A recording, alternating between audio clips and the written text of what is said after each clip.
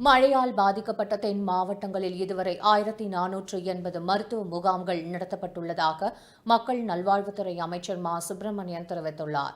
சென்னை சேப்பாக்கத்தில் உள்ள கலைவாணர் அரங்கத்தில் செய்தி மக்கள் தொடர்புத்துறை சார்பாக பத்திரிகையாளர்களுக்கு சிறப்பு மருத்துவ பரிசோதனை முகாம் நடத்தப்பட்டது. முகாமை தமிழ் வளர்ச்சி மற்றும் செய்தித்துறை அமைச்சர் திரு மு. சுவாமிநாதன் தலைமையில் மருத்துவம் மற்றும் மக்கள் நல்வாழ்வுத்துறை அமைச்சர் திரு மா சுப்பிரமணியன் தொடங்கி வைத்தார்.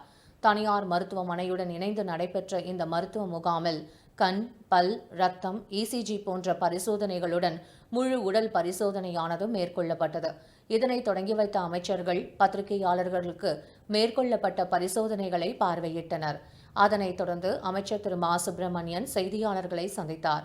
அப்பொழுது பேசிய அவர், மிக்ஜாம் புயலின் போது தங்களின் உயிரையும் துச்சம் என மதித்து செய்தியாளர்களும் புகைப்படக்காரர்களும் களத்தில் முன் நின்றனர்.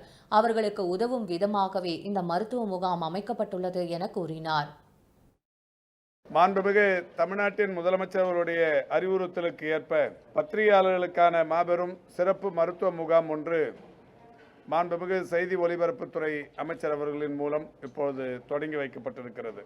தூத்துக்குடி, திருநெல்வேலி, தென்காசி, கன்னியாகுமரி ஆகிய 4 மாவட்டங்களில் மிகப்பெரிய அளவிலான மழை பொழிவு என்பது மிக கனத்த மழை பொழிந்து பல்வேறு பாதிப்புகளை உண்டாக்கியிருக்கிறது.